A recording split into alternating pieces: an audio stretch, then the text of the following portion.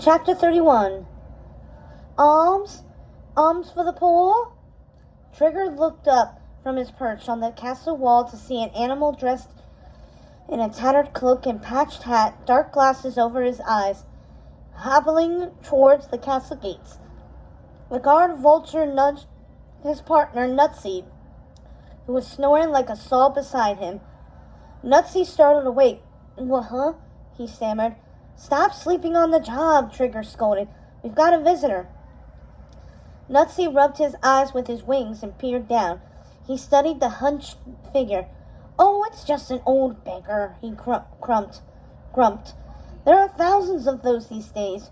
What with the king's new taxes and all, not worth waking up for. He settled back down on the crook of the castle wall, closing his eyes. A moment later he was snoring again. Trigger shot him an annoyed look, then turned back to the figure. He tried to tell himself Nutsy was right. It wasn't at all uncommon to see a few beggars wandering around the grounds, especially with all the new nobles in town for the archery event.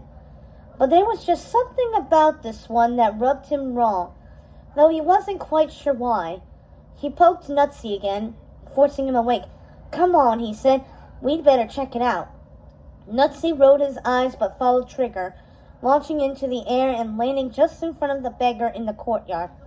The animal seemed to startle, then held out his cup, waving it shakily from side to side. Is someone there? He asked, looking from left to right. Sorry, I thought I heard someone.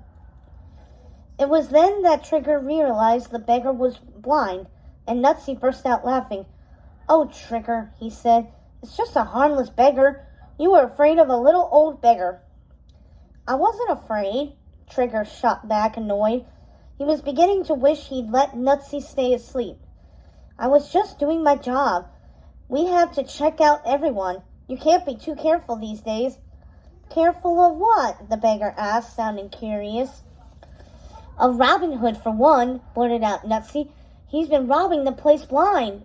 Meaning no disrespect, of course, he added quickly, evidently remembering the beggar's condition. Prince John is in a right tizzy about it, too. Trigger let out a frustrated breath. We don't need to share His Majesty's mood with every passerby, he reminded his partner. But Nutsy was not to be deterred. They say he's been robbing from the rich to give to the poor, he exclaimed. Then he scratched his beak. Hey, you look poor. Has Robin given you any gold? The beggar shook his head. If only he would, he said. But it appears I must earn my coin the old-fashioned way. You mean by begging? Trigger asked, raising an eyebrow. I mean by entering the tournament, the beggar corrected, as if it were obvious. Trigger frowned. The archery tournament? Are there any other tournaments coming up? Well, no, I don't suppose there are, Trigger replied, but... Wait a gosh darn minute, Nutsy interrupted. Are you saying you want to enter the archery tournament? You. He scratched up his eyes, looking confused. You can't do that. The beggar cocked his head, looking confused. Why not? He asked. Because you're blind, Trigger replied, annoyed he had to point it out. A blind person can't enter an archery tournament. Is there a rule against it? Well, no, I don't think so. The vulture felt his feathers prickle. He could feel Nutsy watching him, clearly amused by his discomfort. But it's obvious, he added, irritated. You know, I think perhaps you might be a little short-sighted yourself, declared the beggar. Then he shrugged. But I guess we shall just have to wait and see. Suddenly, Trigger felt a little ashamed, which made him even more annoyed. Whatever, he spat out. Do what you want. It makes no difference to me. He flapped his wings, rising into the sky, determined to go back to his post. Come on, Nutsy, he said.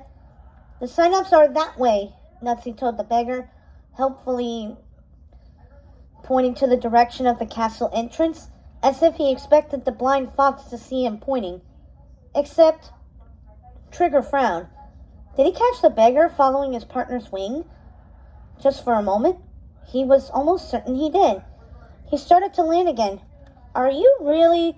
But just as he landed, the beggar stepped forwards, barreling into him head on. The creature yelped in surprise, then flailed, and went crashing to the ground, his metal cup flying from his paw, copper coins spilling everywhere. Nutsy rolled his eyes at his partner. "Watch where you're flying," he scolded. "You just made this poor guy fall." No, it's my fault," the beggar insisted as Nutsy helped him to his feet.